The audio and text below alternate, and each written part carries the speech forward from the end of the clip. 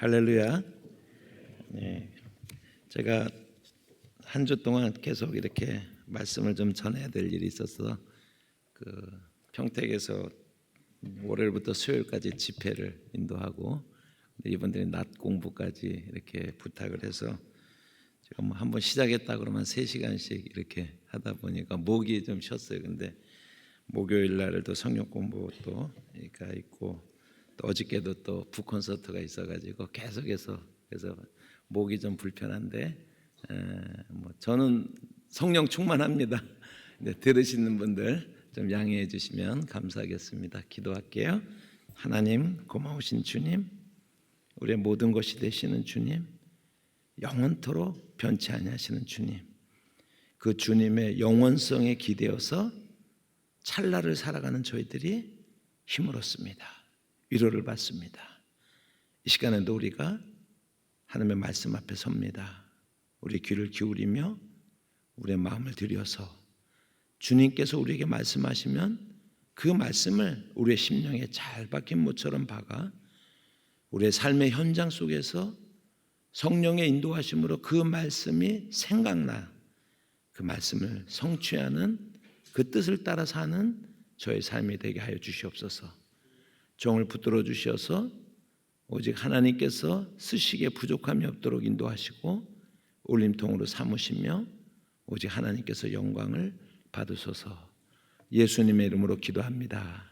아멘. 오늘 제가 여러분들에게 소개할 사람이 있습니다. 소개할 필요가 없는 사람을 소개하려고 그래요.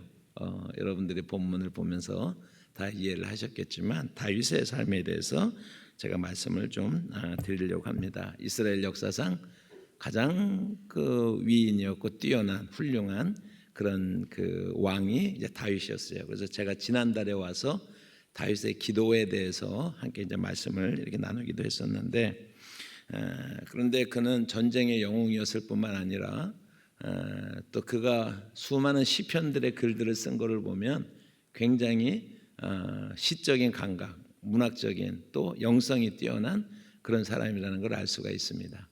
보통 사람들이 전쟁을 잘하면 말을 잘 못하든지 뭐 글을 잘 쓰면 말을 잘 못하든지 좀 이런 게 있어야 되는데 다윗은 어디 면을 보더라도 진짜 전술이면 전술, 지도력이면 지도력, 또 이렇게 아주 감수성 예민한 그런 사람이었어요. 그래서 참 많은 사람들이 그런 말씀을 나누는데 다윗과 같이 되고 싶다라고 하는 소원이 있으시죠, 그죠?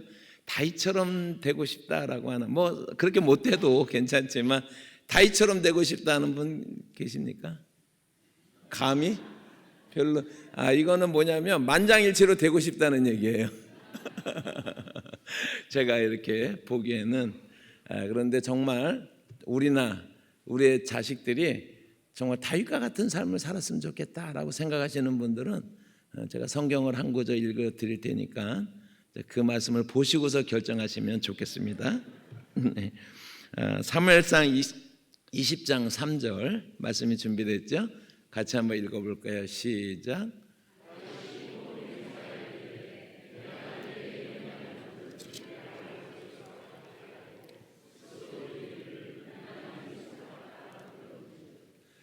그에게 이것을 알리지 아니하리라 함이니라.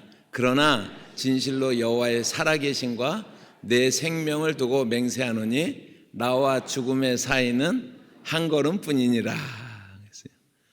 다윗의 삶이라고 하는 것이 우리가 겉으로 보기에 그의 화려함하고 관계없이 매일매일의 삶을 보면 그가 적어도 한 20년 동안은요 정말 삶과 죽음이 한 걸음뿐이 없는 그런 삶을 살았던 것을 볼 수가 있습니다. 왕이 돼서도 자식도 반란, 세바도 반란, 사울에게 쫓겨 그래가지고 정말 자기 죽음이 코앞에 있는 그런 삶을 살았다라고. 이게 현실적 삶이에요. 현실적 삶입니다.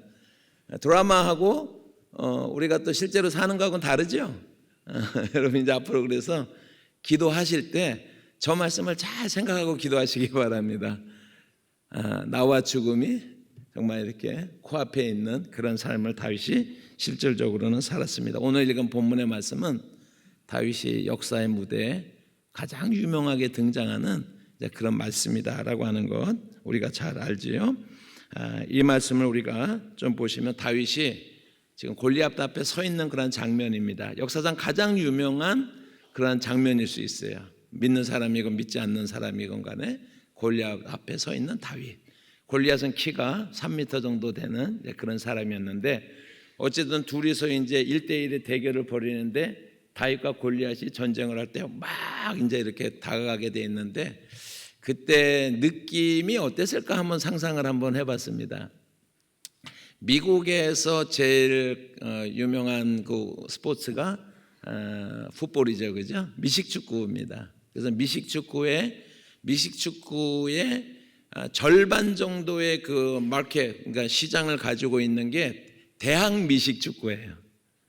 대학 미식축구의 절반 정도의 시장을 가지고 있는 게 프로야구입니다. 프로야구의 절반 정도의 그 어떤 시장을 가지고 있는 게 프로농구예요. 그러니까 상상이 가시죠? 미식축구를 얼마나 좋아하는지. 거기에 보면은 키커라고 하는 그러한 그 포지션이 있는데 여러분 보셨을까? 이렇게 볼대 같이 이렇게 그 깁대가 서 있으면 막 달려와서 이제 볼을 차가지고 거기다 넣으면 3점을 이제 내는 사람이 이제 전문적으로 키커인데 1986년도에 존 리라고 하는 한국 사람이 세인트루이스 램스라고 하는 그래서 아마 지금은 거기가 LA를 본거지가 이제 옮기지 않았나 작년쯤에 제가 확인을 못 해봤습니다만 세인트루이스 램스의 주전 키커로서 이제 활동을 했는데 금방 은퇴했어요. 그 사람이 이제 고백한 게 뭐냐면은요. 라인베커나 이런 사람들이 막 이제 달려오는데 이 사람들이 막 250파운드 그러니까 막 120kg, 130kg 이런 사람들인데요. 순발력이 얼마나 좋은지 몰라요. 그냥 우리가 보통 이제 뭐 몸무게가 많이 나가면 이제 둔해지는데 이 사람들은 순발력이 얼마나 강한지 몰라요. 그런데 이 사람이 키커가 여러분들이 이제 이 장면을 보면서 풋볼을 보시면은요. 막 뛰어오는데요. 탱크들이 자기를 향해서 전속력으로 돌진하는 것 같은 그런 느낌이 든다고. 그래서 이분은 얼마 하지는 못하고 이제 은퇴를 하면서 이제 그런 얘기를 했어요. 제가 상상해 볼 수 있는 다윗과 골리앗이 지금 절체절명의 외나무 다리에서 만나 있는 이 장면을 제 나름대로 상상을 해봤을 때 그 장면이 제일 가깝겠다라고 하는 그런 생각이 들더라고요. 골리앗이 이렇게 말을 합니다. 네가 다윗이 그렇게 말합니다. 네가 칼과 단창을 가지고 나오느냐라고 말을 하면서 나는 여호와의 이름, 내가 무시하는 이스라엘의 하나님의 이름으로 내가 너에게 나아가노라라고 하면서 물매를 준비해서 물매를 가지고 이제 나가지 않습니까? 물매를 여러분들이 아셔야 되는데 이제 물매는 길이는 한 이 정도 되는데 거기에 그 물매 돌은 주먹만하다라고 보시면 돼요. 이거를 잘 사용하는 사람들은 베냐민 사람들이었죠. 그래서 나중에 베냐민 집 그들 내에서 베냐민과 다른 집파들이 할 때 물매를 잘 사용하는 그 베냐민 사람들 때문에 다른 이스라엘 사람들이 전쟁에서 초기에 지고 많은 피해를 봤던 것들을 여러분들 이제 기억하시면 물매가 이렇게 큰 거예요. 다윗은 물매를 5개를 다 쓸 필요도 없어요. 어떤 분들은 그렇게 말합니다. 다윗의 물맷돌을 5개를 준비했다. 우리도 신앙생활에 물맷돌을 5개를 준비해야 된다. 하나는 기도고 하나는 말씀이고 하나는 교제고 하나는 전도고 이런 식으로 나가면 대책이 없어요. 뭐든지 갖다 붙일 수가 있어요. 그렇게 말해놓고 나면. 그래서 뭐 설교 제목도 물맷돌 5개야. 뭐 어쩌라고요. 그러니까 본문하고 전혀 관계가 없는 이제 그런 말씀들을 할 때가 이제 많이 있는데 물매를 5개를 다 쓸 필요 없이 하나를 써가지고 꽝 하고 그 골리앗의 이마에 맞추지 않습니까? 저는 이 장면을 또 한번 상상해 봤어요. 저는 이제 상상하기를 성경을 읽으면서 상상하기를 좋아하니까 골리앗이 3m라고 그랬잖아요. 거기 나와 있는 거를 보면은 갑옷의 무게가 우리 오늘의 규모로 치면 57kg입니다. 갑옷의 무게가 57kg예요. 긴 창과 단창과 칼을 가지고서 그렇게 나왔습니다. 그 골리앗이 한 일이 뭔지 아십니까? 그 육중한 거대하고 모든 사람이 두려워했던 그 거인 골리앗. 이 골리앗을 여러분 생각하세요? 제가 뭐를 비유적으로 표현하고 있는지 생각해 보십시다. 여러분 이 골리앗이 그 등치를 가지고 한 일은 뭐냐면요, 쓰러질 때 땅에 쾅 하고 소리만 더 크게 난 거예요. 맞습니까? 아닙니까? 땅에 쓰러지면서 소리만 크게 요란하게 냈을 뿐이에요. 하나님의 이름으로 나아갈 때. 그래서 우리는 다윗이 역사 속에 위대하게 등장하는 것을, 화려하게 스팟라이트를 받으면서 등장하는 모습을 우리가 보게 됩니다. 그런데 제가 오늘 여러분들에게 뻔한 이야기를 하려고 다윗 이야기를 하는 것은 아닙니다. 하나님께서 다윗을 불러서 쓰시기까지 다윗이라고 하는 사람이 어떤 사람이었는가, 다윗이 처한 환경이 어떤 환경이었는가라고 하는 것을 여러분들과 함께 나누고자 합니다. 여러분들이 상상하듯이 다윗은요, 금수저를 물고 태어나서 승승장구한 그런 사람이 전혀 아니었다라고 하는 것을 기억할 필요가 있습니다. 다윗의 삶이라고 하는 것은 그냥 기대주, 그러니까는 마켓으로 치면 블루칩이 블루칩 같이 그렇게 살았던 사람이 전혀 아니다라고 하는 것. 우리 사무엘상 15장의 말씀에 보면 하나님께서 내가 사울을 버렸노라, 그리고 이새의 집에서 내가 새로운 왕을 세우겠노라라고 사무엘에게 말씀하신 다음에 그 다음에 이새의 집으로 찾아가지 않습니까? 16장에 나오는 이제 말씀 우리가 잘 압니다. 16장의 말씀을 보면은 그 이새의 집에 사무엘이 찾아가서 그 아들들과 함께 하나님 앞에 예배를 드리자. 그리고 예배를 드리기 전에는 내가 네가 준비한 음식을 먹지 않겠노라 라고 이렇게 말을 하고 이제 예배를 드리는데, 아마 예배를 드리고 나설지 어쩔지는 모르겠지만은 그 아들들, 기름 부은 아들들 이렇게 생각하면서 아들들이 그 사무엘 앞으로 이렇게 오는 것을 잘 보지 않습니까? 그런데 첫 번째 아들이 엘리압이었어요. 그 엘리압의 모습을 이렇게 보니까 키가 훌쩍 얼마나 멋있게 잘 생겼는지, 정말 이 사람을 딱 보면서 야, 역시 하나님은 틀림없는 분이야. 그래서 정말 이런 사람을 만나게 하려고 하나님께서 나를 이렇게 부르셨구나 라고 그러면서 거기다가 기름을 부으려고 그러는데 하나님이 잠깐 말씀하시는 거예요. 잠깐 말씀하시는 것입니다.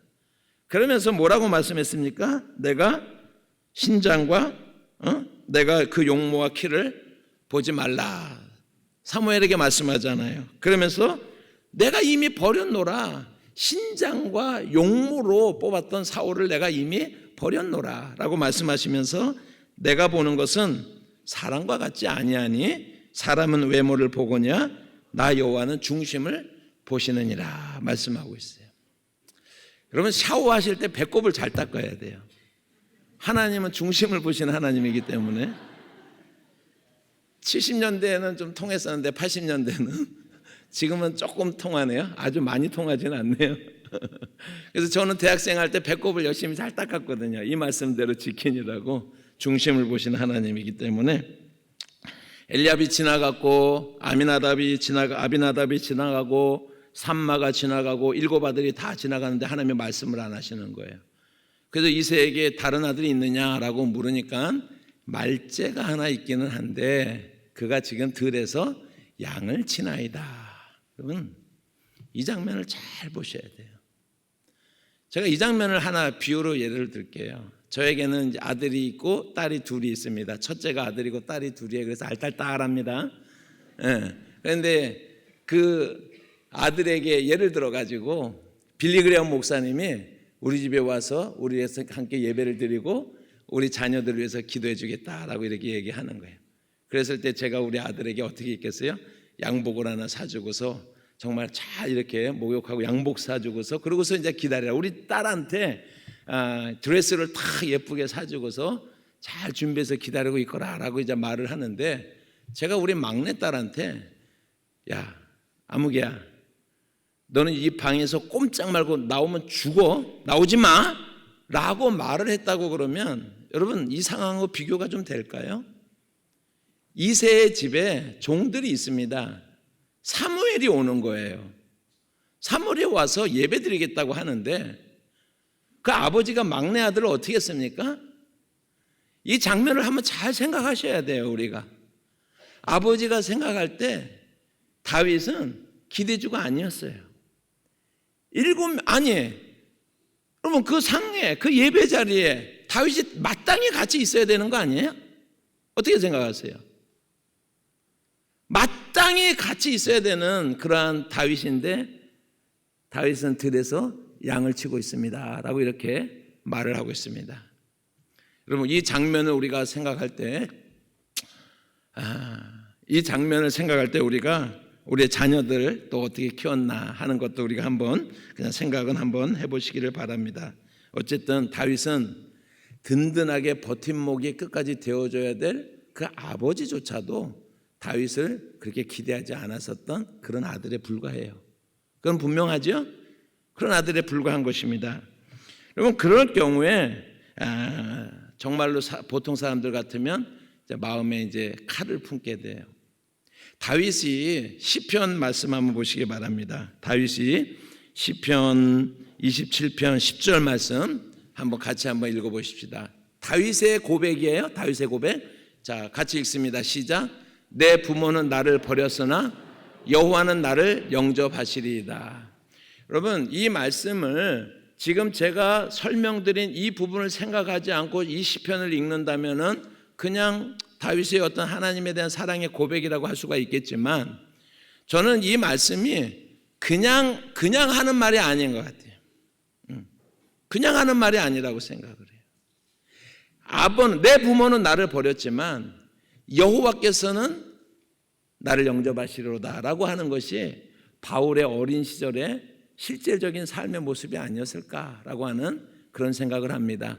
이러한 가정 속에서 자라난 사람들은 보통 마음에 악을 품고 어떤 도끼를 품고 그러고서 망가지는 경우가 대부분이죠. 그죠? 제가 미국에서 목회하는데 한국에서 오신 분이 있었는데 너무 참 좋은 그런 가정이 같이 이렇게 오게 돼서 신앙생활을 같이 하는데 이분이 미국의 그 스타일을 잘 몰라가지고 그 한국에서 이제 훈육을 했어요. 야구방망이로 훈육을 좀 이렇게 이제 했는데 미국에 와서도 이분이 그냥 그런 것들을 잘 모르고 훈육을 좀 세게 했다가 미국에 가면 이제 체육 시간대 옷 같은 거 갈아입다가 멍 같은 게 있으면은 그거는 반드시 신고하게 돼 있거든요. 의무적으로 신고하게 돼 있거든요. 그래서 신고가 들어간 거예요.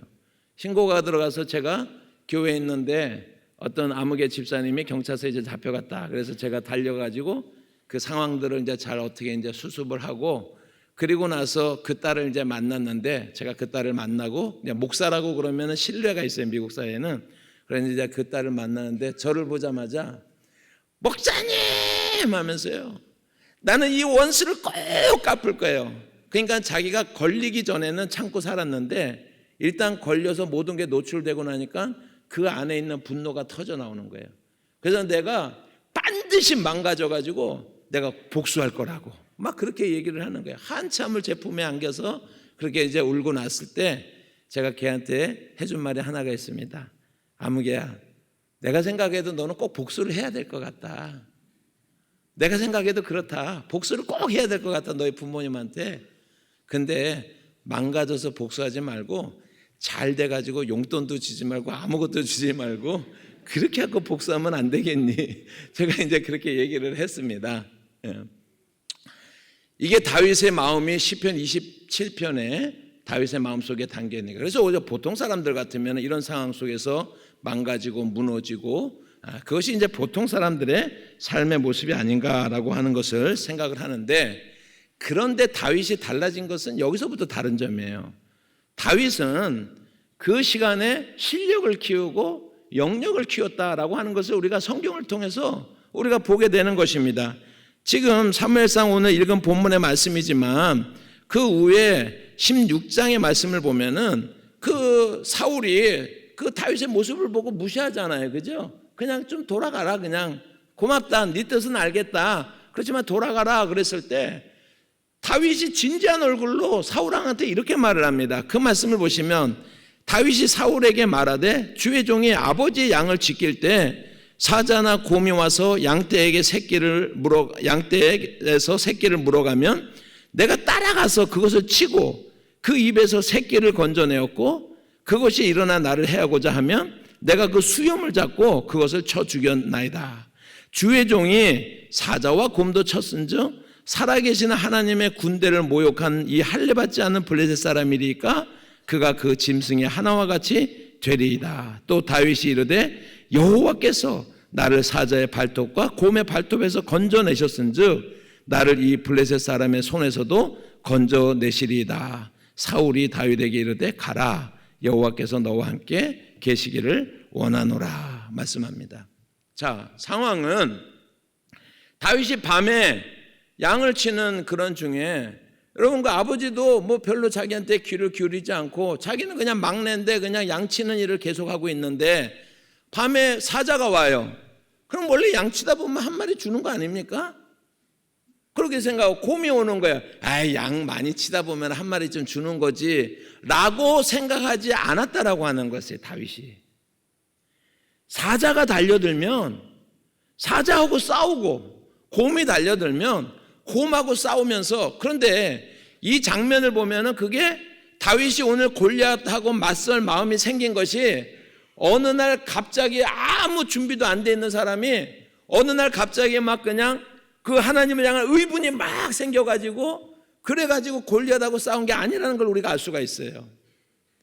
다윗은 자기가 사자하고 곰하고 싸우는 그런 경험들을 통해서 그는 오늘날로 말을 하면 실력을 키웠던 사람이에요.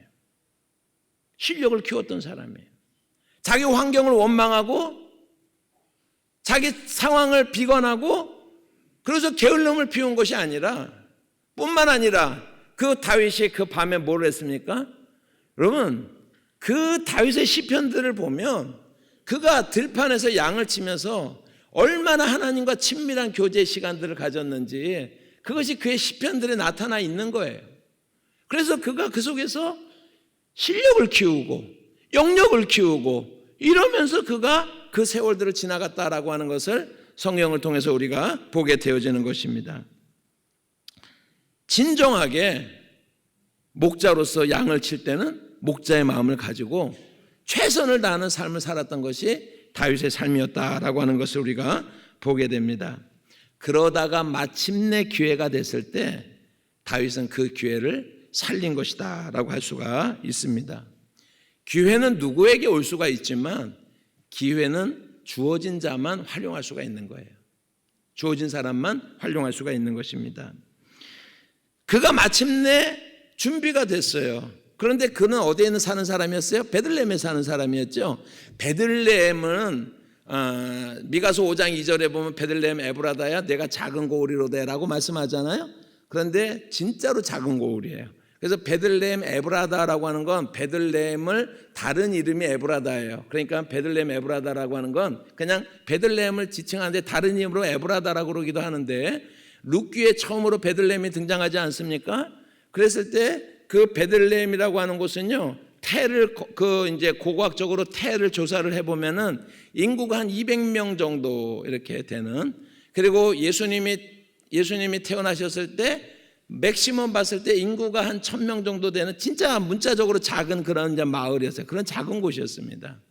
그러니까 이것을 우리나라 상황에다가 비하면은 사북 정선 뭐 이런데 뭐 저기 그분 거기서 사는 분들한테 죄송하긴 하지만 그렇게 아주 그냥 저 오지 정말 아무도 알아주지 않는 그런 곳이나 마찬가지예요. 거기서 어떤 사람이 정말 자기 생을 포기하지 않고 그냥 그럭저럭 살다가 그 동네에서 죽지 않고 그가 실력을 키웠고 하나님과 교제하면서 영역을 키웠습니다. 그랬더니 어떤 일이 일어나는지 시편 89편에 그 말씀이 나와 있는데, 시편 89편 한번 말씀을 띄워주시기 바랍니다. 20절의 말씀 우리 같이 한번 읽어볼까요? 시작. 내가 내 종 다윗을 찾아내어 나의 거룩한 기름을 그에게 부었도다. 내 손이 그와 함께 하여 견고하게 하고 내 팔이 그를 힘이 있게 하리로다. 아멘. 저 말씀에 보니까는요, 저 강원도 산골에 아무도 알지 못하는 조그만 마을에 어떤 한 사람이 하나님 앞에 기도하면서 사자하고 싸우면서 곰하고 싸우면서 어떤 한 사람이 준비되었는데, 사람으로서는 누가 그 사람을 찾아내겠어요? 그 사람이 어떤 사다리를 타고 그 사람이 성공할 수가 있겠어요? 더군다나 고대 사회에서. 그런데 오늘 성경에 보니까 하나님이 준비된 다윗을 찾아냈다라고 말씀하는 거예요. 하나님이 다윗을 보고 계시는 거예요. 다윗을 알고 계시는 거예요. 다윗의 마음을, 다윗의 실력을, 다윗의 영성을 하나님이 알고 계시더라라고 하는 것입니다. 내가 내 종 다윗을 찾아내어 나의 거룩한 기름을 그에게 부었도다라고 말씀하고 있는 것입니다. 할렐루야. 이것이 성경적인 삶의 그런 이제 원리다라고 하는 것을 우리가 좀 생각을 해야겠습니다. 저는 다윗을 보면서 어거스틴이 이런 말을 한 것이 생각이 나는데, 하나님은 하나님 없이 우리는 아무것도 할 수가 없고 하나님은 우리 없이 아무것도 하지 않으신다라고 하는 거예요. 우리는 뭐 하나님의 은혜 아니면 아니잖아요. 그렇지만 하나님도 우리 없이 아무것도 하지 않으신다라고 하는 것입니다. 어떤 사람이 프랭클린 루즈벨트와 그 다음에 뭐 여러 사람들, 윈스턴 처칠과 테레사 수녀, 간디, 슈바이처 뭐 이런 사람들 해가지고 정말 훌륭하게 살았던 사람들 300명의 삶을 조사를 다 했더니 그 중에서 25%의 사람이 심각한 심리적인 그런 장애를 겪고, 성격 장애, 심리적 장애를 겪고 있었고, 그리고 50%는 자라는 유년 시절에 학대를 너무 많이 받았던 그런 사람들이라고 하는 것이 밝혀져서 놀랐습니다. 그런데 그걸 분석을 해봤더니 이러한 세계적으로 훌륭한 삶을 살았던데 그 300명의 그러한 삶이 그러한 험악한 환경 속에서 자랐지만은 그들은요, 무슨 문제가 부딪혔을 때 그 어린 시절을 부정적으로 생각하기보다는 긍정적인 반응을 보이면서 그러면서 자기의 생을 개척해 나갔다라고 하는 그러한 평가를 얻어냈습니다. 이 조사를 한 사람이 닐 루텐스타인이라고 하는 사람인데 하버드 대학의 총장이었어요. 근데 그 사람은 자기 아버지가 교도소의 경비원이었고 자기 어머니가 파트타임으로 식당에서 일을 하면서 자기를 키웠었던, 자기도 그들과 다르지 않은 그런 삶의 환경 속에서 자랐던 그런 사람이옵니다. 이 닐 루텐스타인이 결론을 이렇게 내고 있습니다.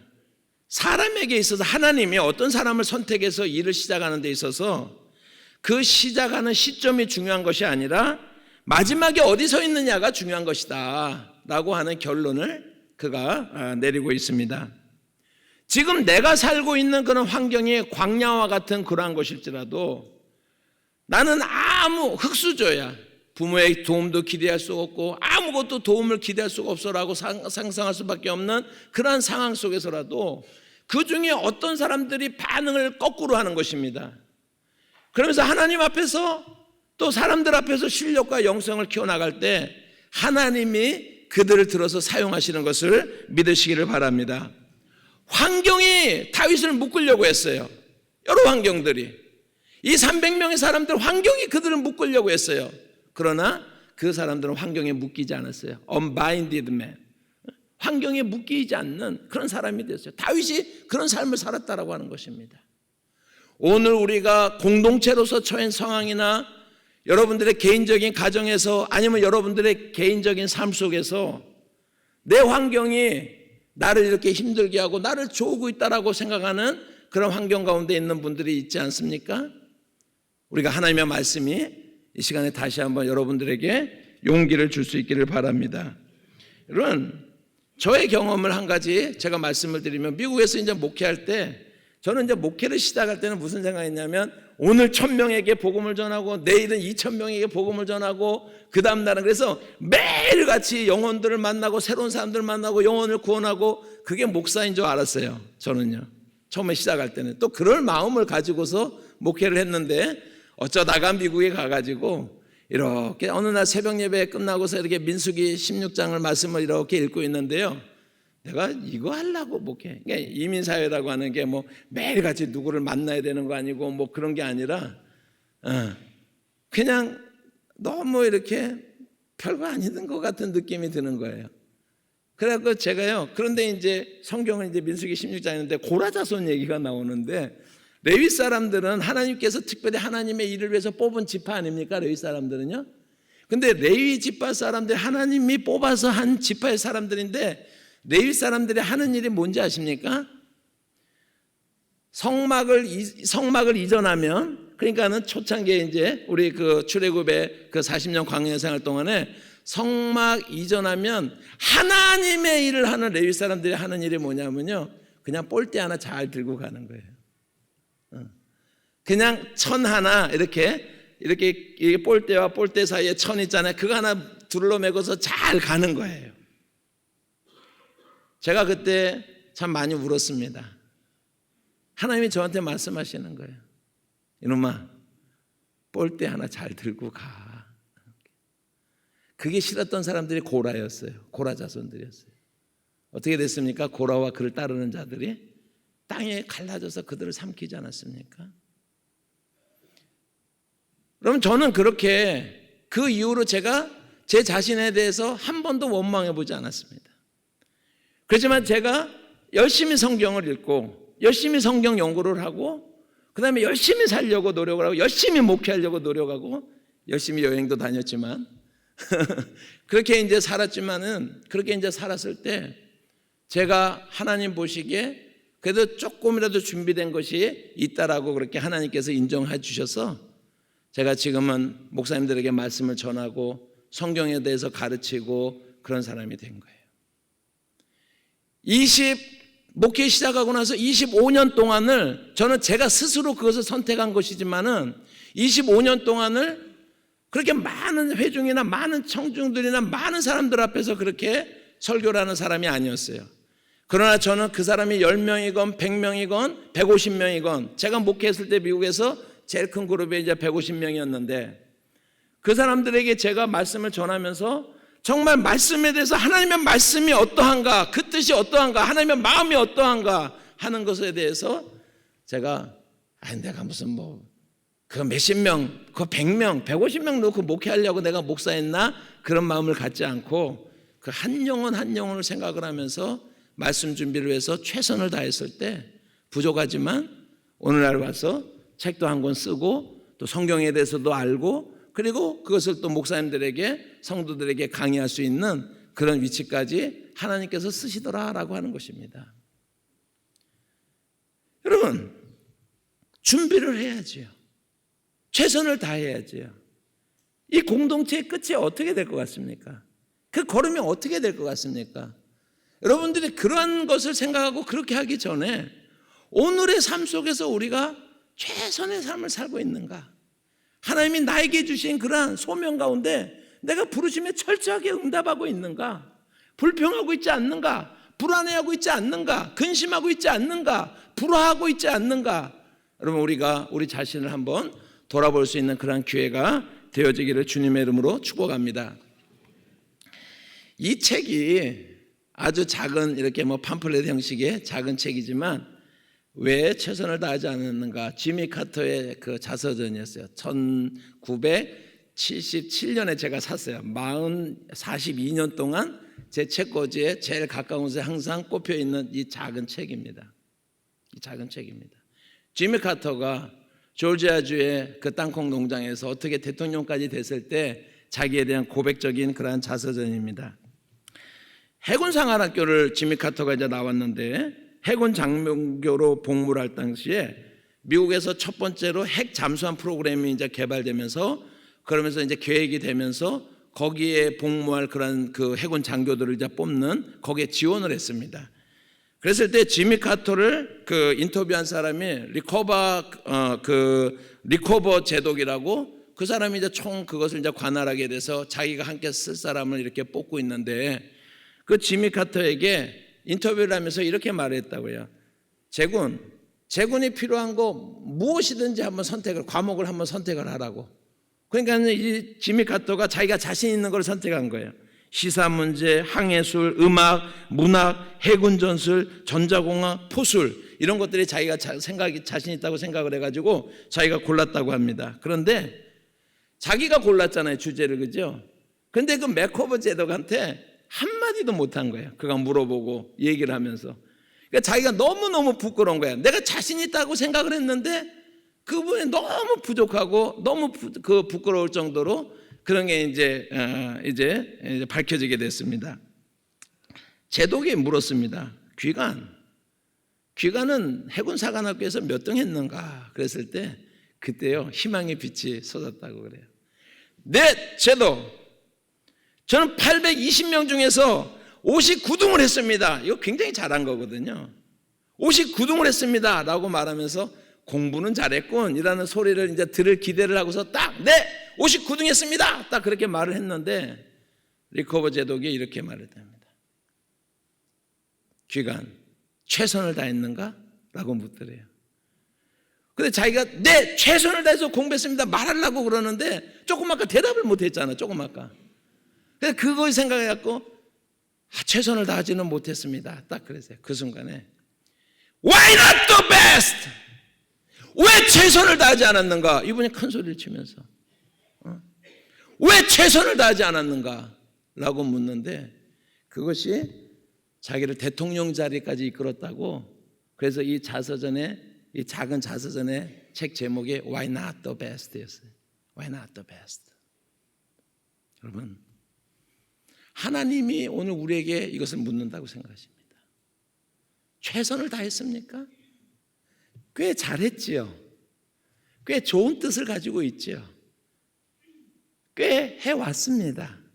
하나님이 우리에게 물으십니다. 최선을 다했는가? Why not the best? 왜 최선을 다하지 않았는가?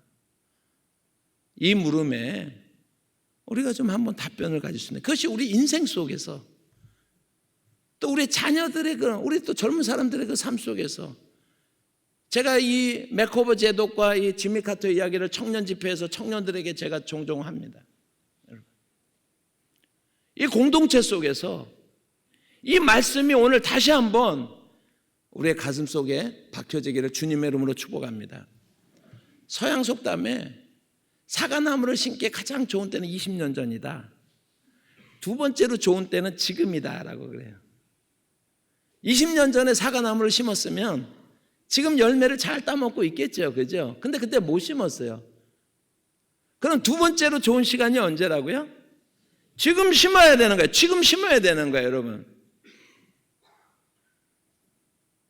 이것이 하나님 앞에서 살아가는 모든 하나님의 피조물들이, 모든 하나님의 부르심을 받는 하나님의 종들이 삶을 살아가는 자세요, 삶을 살아가는 관점이 되어야 한다는 것을 말씀을 드리고 싶습니다. 말씀을 마무리하려고 그러는데 다윗이 이런 삶을 살았어요. 여러분, 우리 사도행전 13장 22절 우리가 말씀을 마무리하려고 합니다. 같이 한번 읽어보십시다.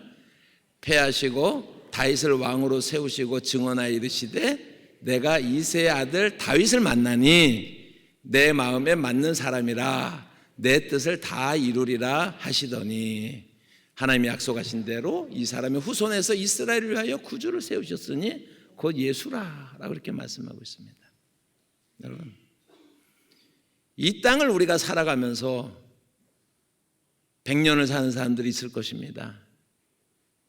이 땅에서 지금까지 이제 인구조사 기법으로 하면은 지금 이제 인구가 70억 정도 되면은 70억 명 정도가 이 땅에서 살고 갔다고 그래요. 뭐 그건 누구도 뭐 확증할 수는 없지만 그냥 인구조사 기법상으로는 그런데, 그러면은 140억이라고 하는 사람들이 있었습니다. 그 사람들 중에서 후세에 인생이라는 게, 여러분, 우리가 아무리 떠들썩하게 그럴듯하게 여기서 살아봤자 우리 후세들이 우리 이름 한 줄 기억해주면, 뭔가 한 줄로 기억할 수 있으면 그 사람은 위대한 삶을 사는 거잖아요. 그러지 않겠어요?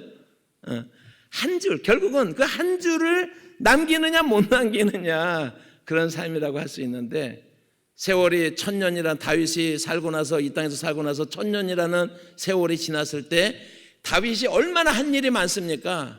다윗의 삶을 압축하고 압축해서 한 단어로 말하면 다윗의 삶은 어떤 삶이었어요?